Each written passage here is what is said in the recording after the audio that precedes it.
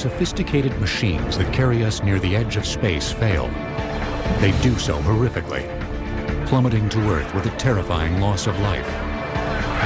But the truth is, passengers have never been safer because of the brightest minds, best technology, and billions of dollars focused on preventing the ultimate disasters. Now, plane crashes on Modern Marvels.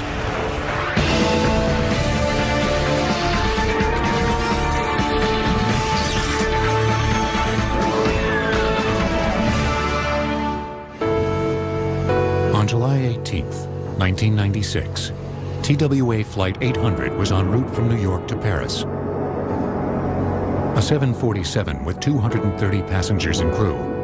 The plane was just south of Long Island's shoreline when something went catastrophically wrong. We were notified that an aircraft was missing, and then shortly thereafter we heard that boaters had found parts of the aircraft in the water and witnesses had seen an airplane go down. Over the next 2 years, investigators would piece together the puzzle of TWA 800 in hopes of averting future disasters and to bring reason to the senseless loss of life. But the emotional impact often obscures the truth about these tragedies. They are extremely rare. Statistically, more people will die in 1 month of traffic accidents than in 40 years of jet travel. Governments, professional unions, and private companies endlessly struggle to keep the skies safe. Still, few tragedies elicit the dread or wound the human psyche as powerfully as the crash of a commercial jetliner. They strike at our most primal fears: heights, loss of control, and even death. They also call into question our dependence and vulnerability when the technology we trust with our lives fails. In the United States, understanding these failures is the job of the National Transportation Safety Board, or NTSB. Immediately following a plane crash, the agency scrambles a GO team to investigate the cause. NTSB will form a number of investigative groups, and depending on the groups that are formed, they'll have a set area of responsibility that they'll focus on. Focus on weather issues. Operations group will focus on pilot training, pilot background. Aircraft performance group will focus on the structure of the aircraft. For the team sent to investigate TWA Flight 800, the first hindrance was that the wreckage lay in over 125 feet of water. Navy salvage teams were brought in to plot the debris field with side scan and laser sonar. But what investigators found created more questions than answers. We see pieces from the center near the wing of the aircraft. Then we have the nose of the aircraft, and then we have a much larger wreckage area that has the fuselage, wings, and all the other surfaces of the airplane. So the wreckage isn't laid out as you would expect. It's not tail, center section, nose. It's center section, nose, tail. The debris field confirmed that the center of the plane, just forward of the wing, had been torn from the aircraft in flight. Fueled by eyewitness testimony, the press began speculating on everything from terrorism to an accidental U.S. missile firing. So many questions were raised that both the FBI and CIA joined the investigation. In the investigation process used by the safety board, everything's on the table when we start. We collect all the pieces of information from every source. Everything's a possibility. And then as we start going through collecting more information, areas start to eliminate themselves. Over the next 9 months, NTSB crews recovered and transferred the wreckage to the Calverton Hangar facility on Long Island. With every scrap holding a potential clue, the investigators began putting the plane back together. Components were identified. They were placed on the floor in a kind of a two-dimensional mock-up, I would call it, of the aircraft. And then the structures people, the metallurgists, then could look at those components and then based on where they were on the aircraft, try to piece together the failure mode that was involved during the accident sequence. But investigators needed more and set out to rebuild 93 feet of the shattered plane. Oddly, once the reconstruction was complete, all the clues pointed not to a criminal act, but an empty fuel tank. As we started putting the wreckage and the pieces together and doing the layout, it was obvious to our investigators that something occurred in that center fuel tank. The question is what? The fumes in the tank had ignited, tearing a hole through the bottom of the aircraft, causing a massive structural failure. The nose section separated from the rest of the plane and plummeted to the ocean. After a brief climb taking nearly 20 seconds, the fuselage suffered another explosion. What remained of the aircraft then went into a steep dive, breaking apart roughly 5,000 feet above the water. But further questions remained. Yes, the center fuel tank ignited and caused the structural breakup of the aircraft. Then you take a look at what are the possible events that could ignite the fuel and the air mixture in the tank. And it became a huge list of events that could have done it. The investigation had succeeded in understanding the chain of events, but not the actual cause of the disaster. Still, there was enough information to enact new legislation. To save on weight, planes often fly with just enough fuel on board to complete the flight, which means some of the multiple tanks are regularly left empty. After the final report, the Federal Aviation Administration, responsible for regulating the industry, mandated that all empty fuel tanks be filled with inert gas to stop similar explosions from occurring. But the investigation exemplified one terrifying truth about plane crashes. They are often caused by a multitude of minor problems that combined end in one massive failure. And in some cases, the exact cause is never known.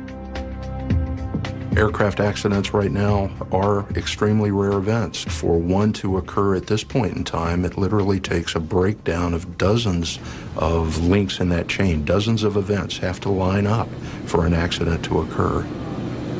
For early aviators, the story was quite different. And the science of accident investigation, like that used on TWA 800, wasn't even on the horizon. During the 1920s, military and small personal airplanes like the Jenny dominated the skies. The crashes, though horrific, were on a small scale, and very little remained for those interested in sifting through the wreckage. Now, the challenge in all this, of course, is if you have an aircraft that actually experiences an accident, either the pilot survives or he doesn't. If the pilot doesn't survive, you don't really understand what went wrong and how to fix it.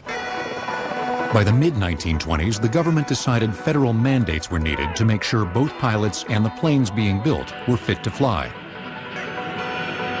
The culmination of their efforts was the Air Commerce Act of 1926.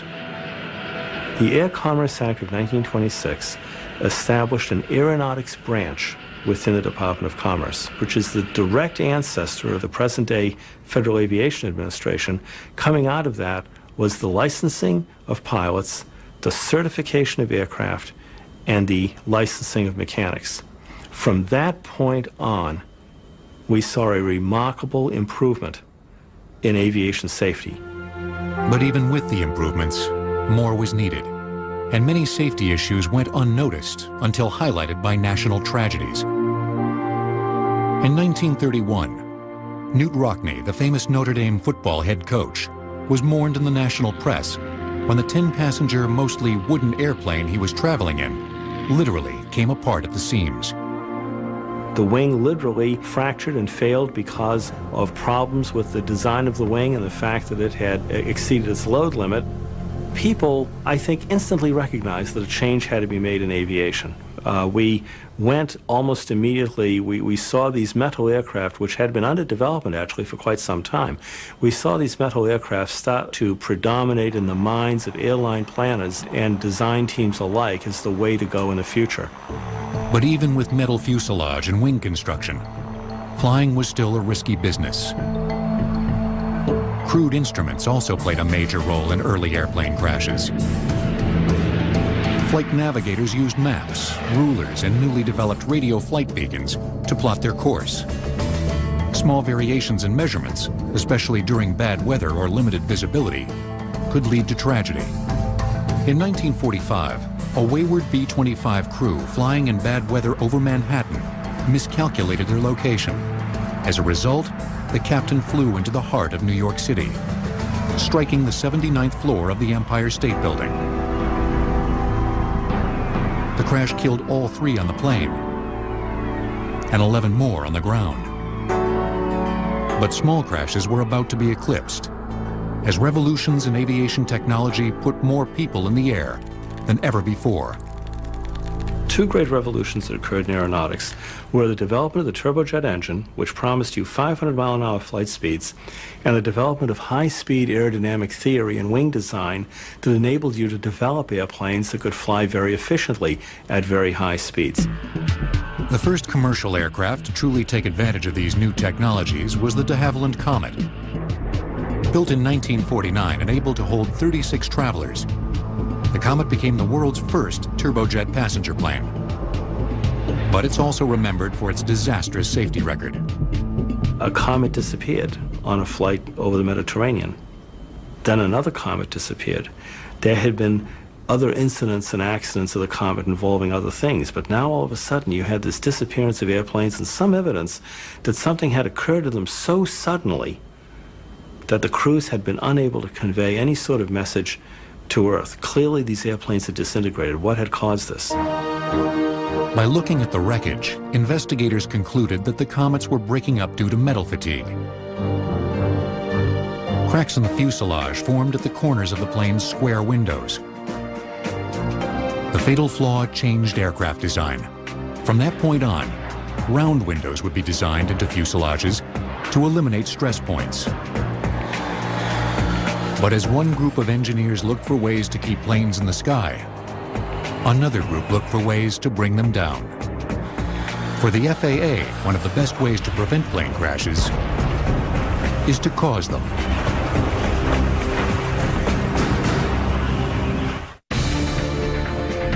NTSB GO teams are always on call and must be en route to a crash site within 2 hours of being notified. Plane crashes will return on Modern Marvels.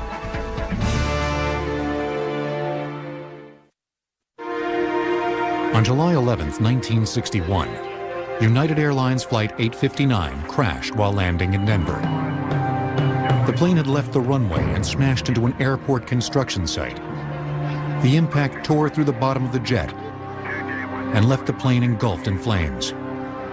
Remarkably, of the 122 on board, 104 survived the crash, and more importantly, escaped a killer that had plagued aviation from the beginning: fire. Since the FAA's inception in 1958, it has worked hard at improving ways to get passengers lucky enough to survive a crash off a burning aircraft. Many of you have noticed what's called the disco lighting or the floor strip lighting. That's been a wonderful thing to prevent people from turning down the wrong set of seats and finding that an exit wasn't there. Countless flame tests performed over the decades at the FAA's William Hughes Research Facility led to breakthroughs in fire-resistant seats and aircraft interiors.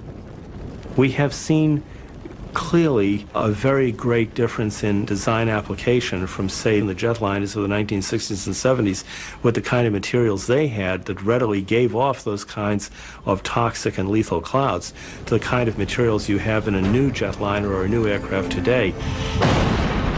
Some of the most dramatic lessons about fire and other problems, such as aircraft structural integrity, were learned from full-scale tests.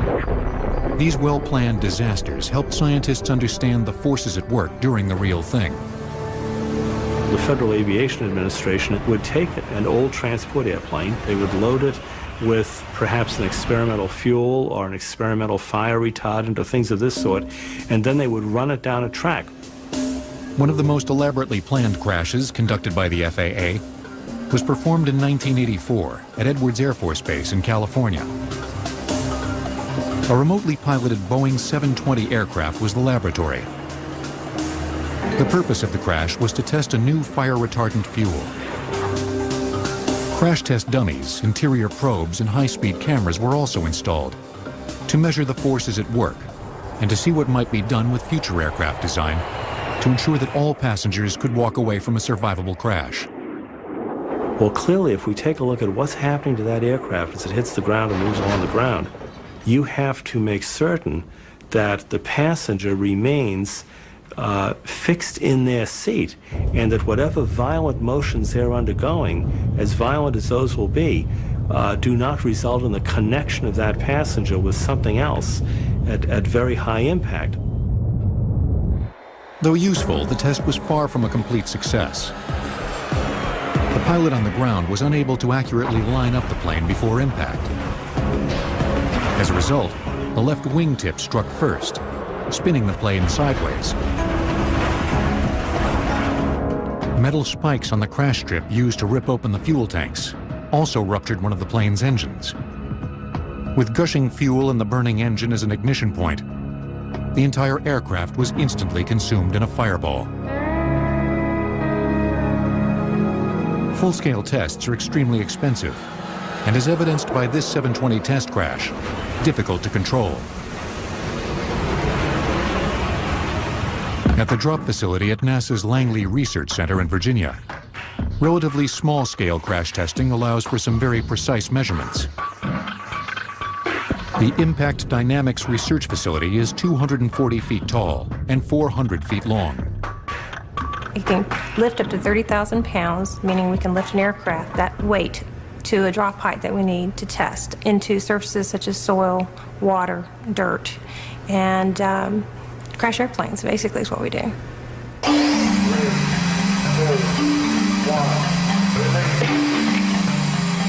Here, a Learfan composite aircraft loaded with 6 test dummies is dropped from a height of 150 feet. When it gets close to impact, we blow off the swing cables and allow it to go into free flight conditions, and therefore do what it would normally do in a real crash.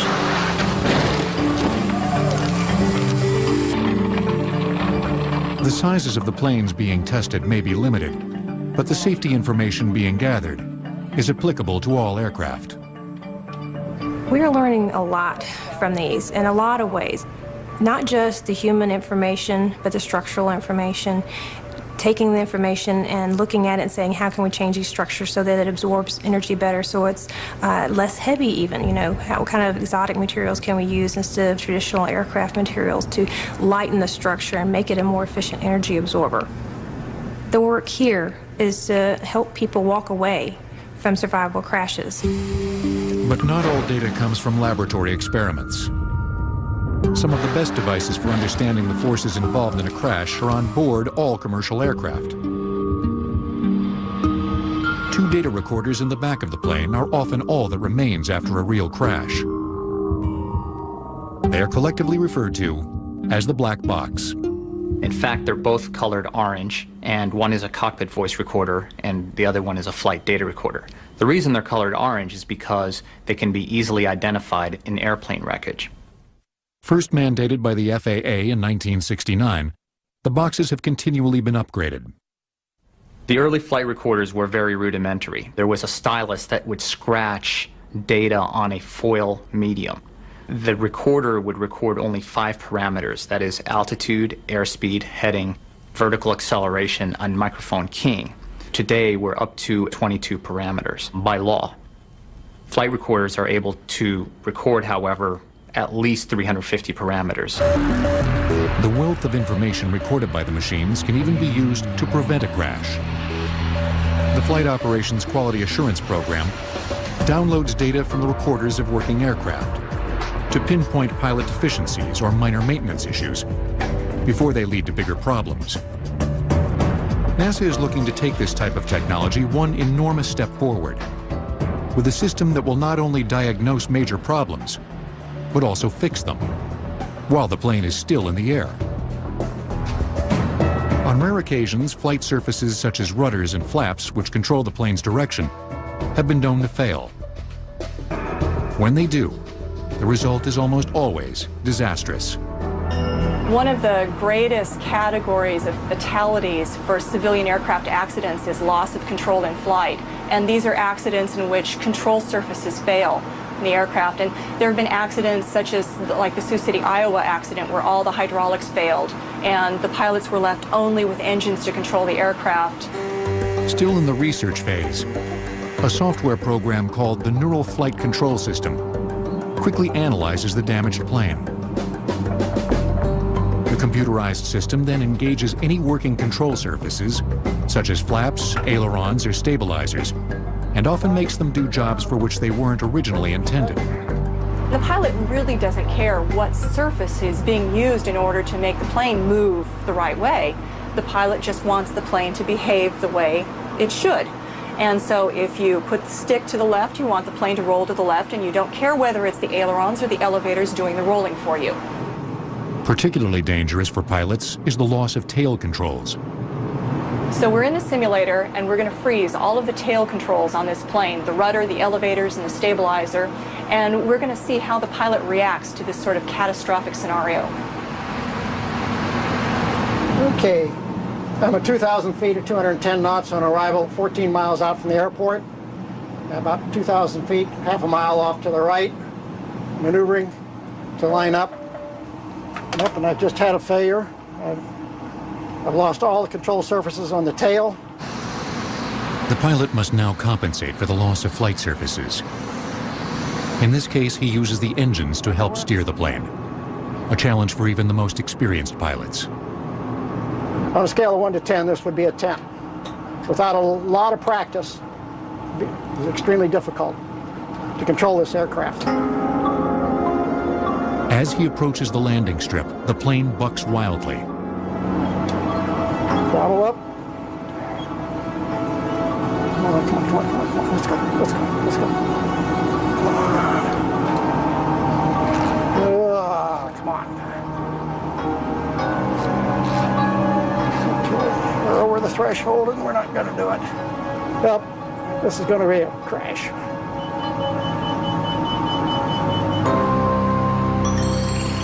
The scenario is run again, but this time, the pilot activates the neural flight control system at the first sign of trouble.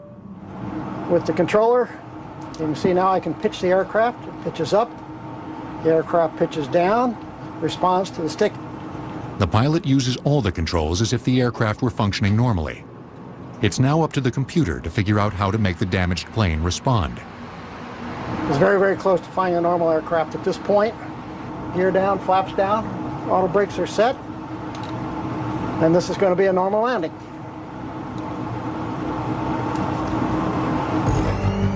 In the past 20 years, over 1,100 people have been killed due to loss of control accidents. Implementation of cutting-edge NASA technology may make this type of crash a thing of the past. But better aircraft are just part of the air safety equation. Others are working to mitigate the most complicated and dangerous variable facing planes today: the pilot. Taxi for takeoff with India. The drop facility at the NASA Langley Research Center was originally used by the Apollo astronauts to practice moon landings. Plane crashes will return on Modern Marvels.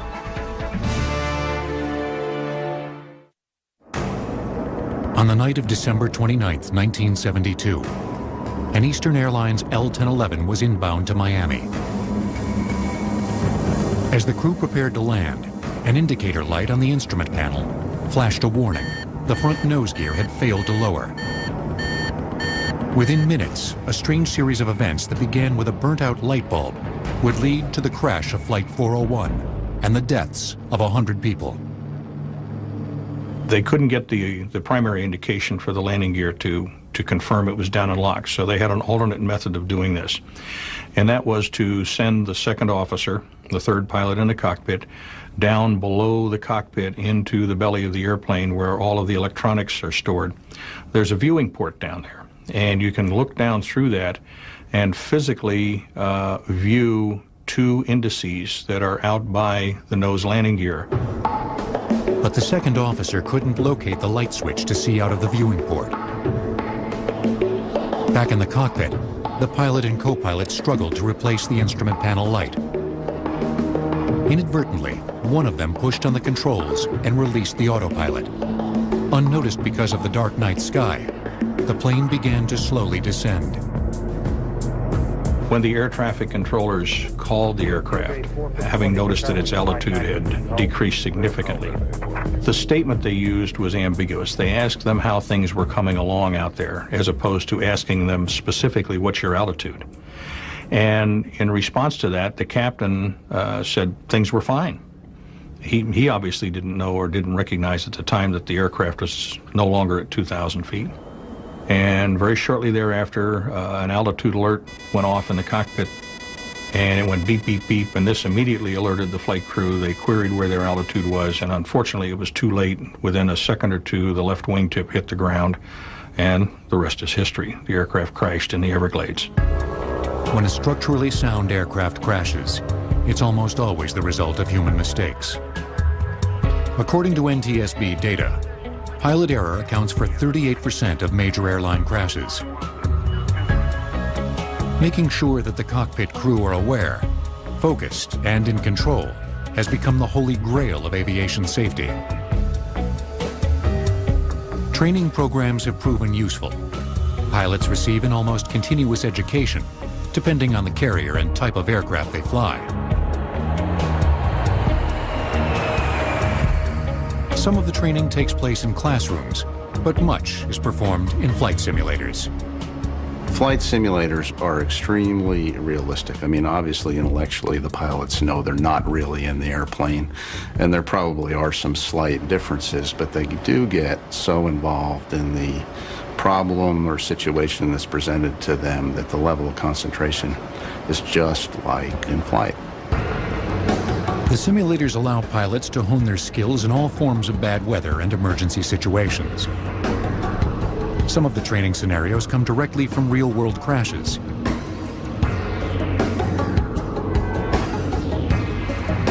Hydraulic pumps pitch and shake the simulator to heighten the realism.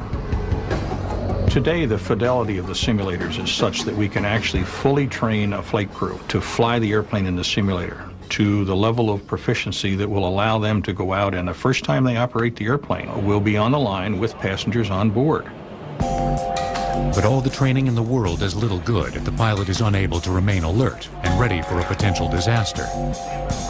Simple human factors such as sleep deprivation can hinder pilots from making good decisions.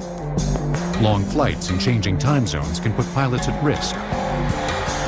Research has shown some of these problems would include changes in memory, where you may have problems memorizing things, short-term memory loss. You can have an increase in your reaction time, so it would take a much longer time for you to respond.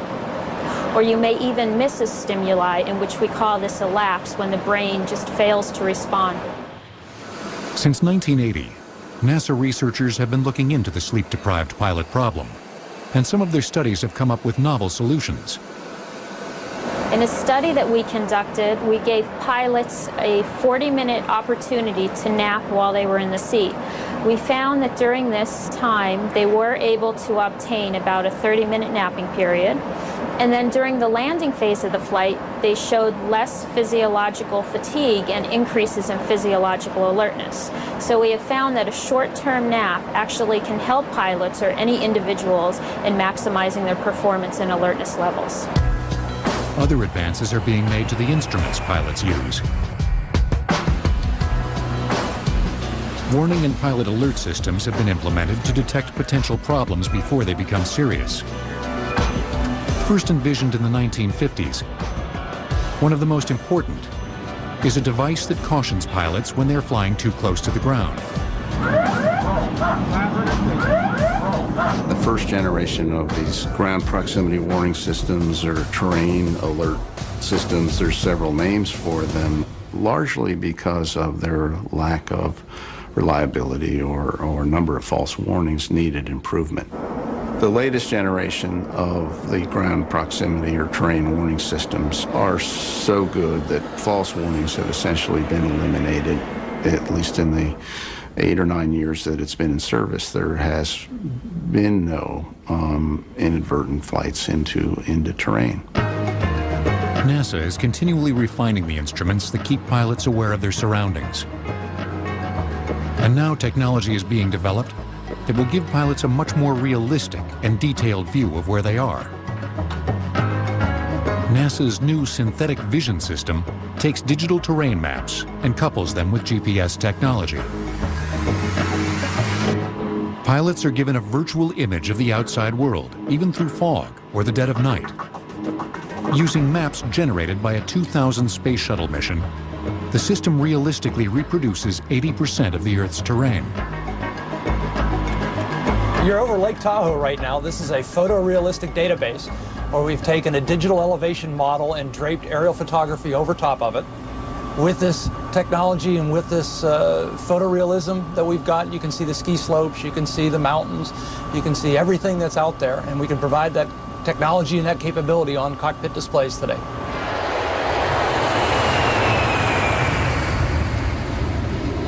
Future generations of this technology may offer a totally new view from the pilot seat. We're hoping that we can generate these head-worn displays that will allow the pilots to look everywhere in the airplane or outside of the airplane. That means through the floor, ceiling, and right out the back of the plane, offering pilots a better look at their surroundings than ever before. But not all crash safety advancements have been designed into the plane. Runway technology has also evolved. And these new tarmacs may help save lives when a plane comes in out of control. Statistically, to be involved in a fatal plane crash, a passenger would need to fly a randomly chosen U.S. domestic flight every day for 21,000 years. Plane crashes will return on Modern Marvels. On March 5, 2000, Southwest flight number 1455 was on approach into California's Burbank Airport. What should have been a routine landing turned into a near disaster when the plane landed too fast and much further down the runway than allowed. The runway at Burbank Airport is 7,000 feet long, a little bit less than 7,000 feet. He touched down 2,000, 2,500 feet beyond the beginning of the runway. Normally try to touch down the first 1,000, 1,500 feet. The crew frantically tried to stop, but failed. The plane then smashed through the airport retaining fence, into the street, and finally came to rest in a gas station parking lot. Fortunately, everyone survived. Runway safety has become a major issue as aging airports are pushed to handle ever-increasing traffic. New airports are usually constructed on the outskirts of cities, where open space is not an issue. But older airports tend to be surrounded by the cities they serve, with little or no room to lengthen a runway when necessary. One of the things we've seen before is some type of arrestor system at the end of a runway to help slow the aircraft if it does go off the end.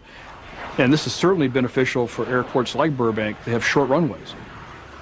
Since 1982, overruns have led to 23 fatalities, over 300 injuries, and millions of dollars in aircraft damage.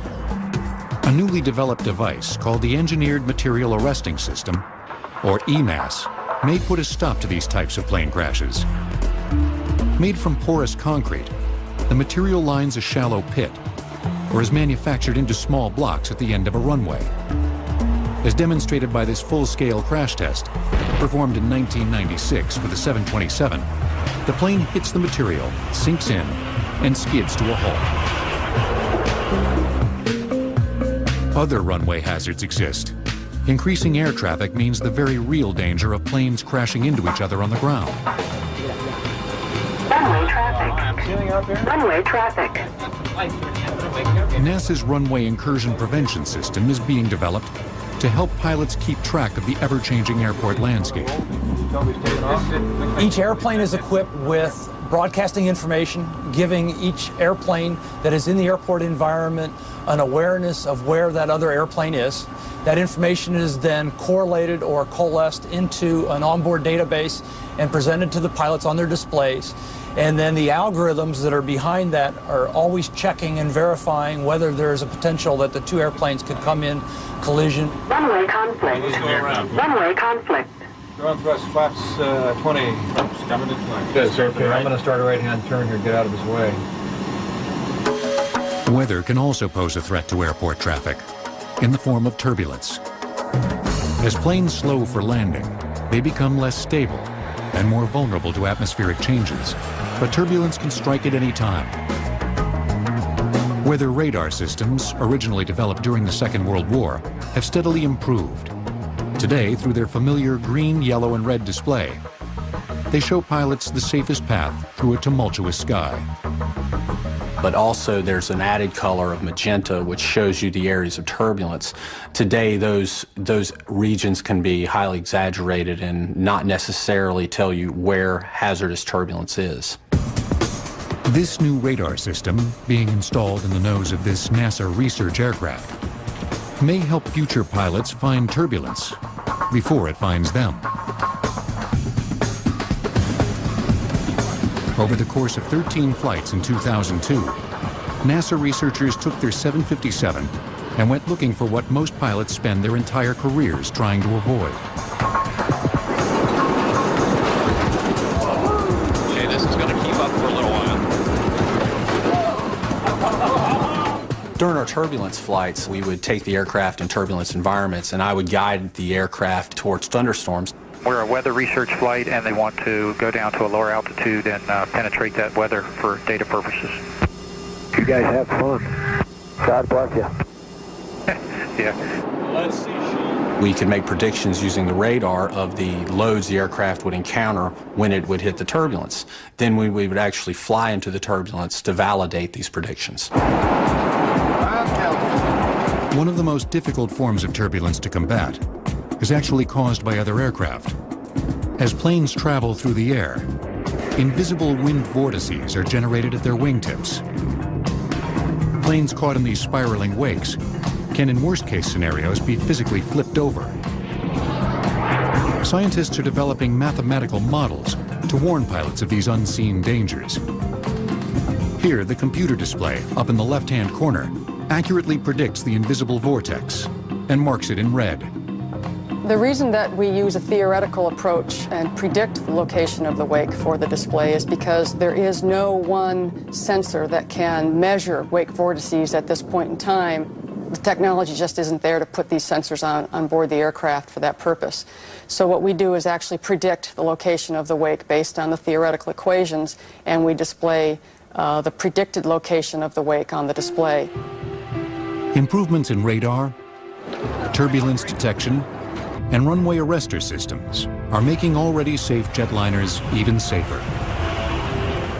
Sadly, it would take a national tragedy to show that the greatest threat to airline safety is not a force of nature or human error, but an act of terror.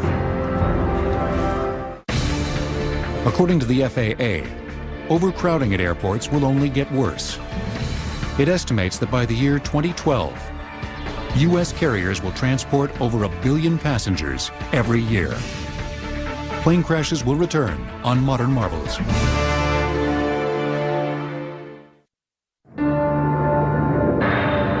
Throughout aviation history, passengers, lawmakers, and safety experts counted on the fact that pilots would do everything in their power to avoid crashes. The events on September 11, 2001, changed that forever. Terrorists had struck before, placing bombs on airplanes or hijacking flights to make political demands. But on September 11th, pilots were taken out of the equation at knife point, and commercial aircraft themselves became weapons. Created on November 19, 2001, the Transportation Security Administration, or TSA, immediately began beefing up security at all passenger airports. For most travelers, better security simply meant longer lines. Today the lines still exist, but they're moving faster. Here at Los Angeles' International Terminal, these passengers heading for the metal detectors and carry-on baggage x-ray machines will wait just under 10 minutes. But even this minor inconvenience leaves many frustrated passengers wondering, what do they think they'll find? The number of prohibited items we've pulled is astronomical. Over 11 million different items we have found at our security checkpoints in our nation's airports. That includes about 1,700 guns. That includes about 60,000 box cutters. That includes 3 million knives. Let me have your bag. Every passenger is checked, even those who clearly pose little threat as terrorists, such as small children and the elderly. Everyone is treated equally, and many people ask us why. Well, I'll tell you, in Connecticut last summer, we found a 67-year-old man who had a hollowed-out prosthetic leg with a 10-inch military knife inside of it.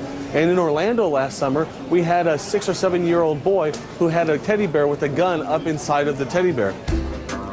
In 2002, the TSA spent over $4 billion on airport security. In 2003, that figure jumped to over $6 billion. A large portion of that money was spent hiring and training nearly 50,000 screeners and security personnel. But even with the additional people, one of the toughest challenges for the agency came in the form of millions of checked bags. Prior to 9/11, only 5% of luggage was X-rayed. Today, thanks to some very sophisticated new machinery, every bag is screened before it's placed on board the aircraft. One of the tools that we use here are these explosive detection units. These machines are able to screen checked baggage at a rate of about 200 bags per hour. The way the machine works here is it's like a CAT scan machine in the hospital.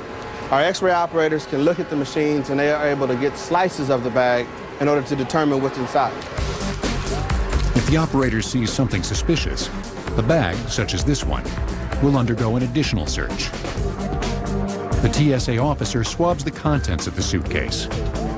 The swab sample is then placed into this machine to detect for traces of explosives. Like many of the airport security systems, this technology is kept secret, but its capabilities are remarkable. This machine is so sensitive, it can detect traces of nitroglycerin found in hand lotion. And we even find traces of fertilizer found on golf clubs, which is pretty amazing. Tremendous security strides have also been made on board the aircraft. One of the most important was making sure potential terrorists couldn't force their way into the cockpit of the plane. Well, aircraft hardening certainly is at the forefront of the things that were discussed post 9/11, not the least of which was the flight deck door. If you had seen a flight deck door before 9/11 and seen one afterwards, you can definitely tell the difference just from looking at it. In some cases, weighing nearly 90 pounds, the new doors are made from bulletproof Kevlar, reinforced with steel. The new design, which has been installed on every domestic aircraft, makes it virtually impossible for even well-armed terrorists to take control of the plane. But one of the most controversial security issues actually involved putting weapons onto the aircraft. The Federal Flight Deck program trains pilots that have been accepted into the program to the same standard that they treat and train every other federal law enforcement officer, whether it's FBI or BATF or Federal Air Marshal. They're trained to that standard. On April 19, 2003, 44 pilots made up the first graduating class.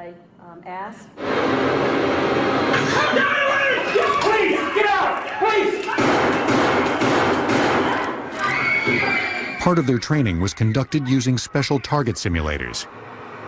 The video allows them to experience the adrenaline of an armed attack, while the laser pistol records the location and accuracy of each shot.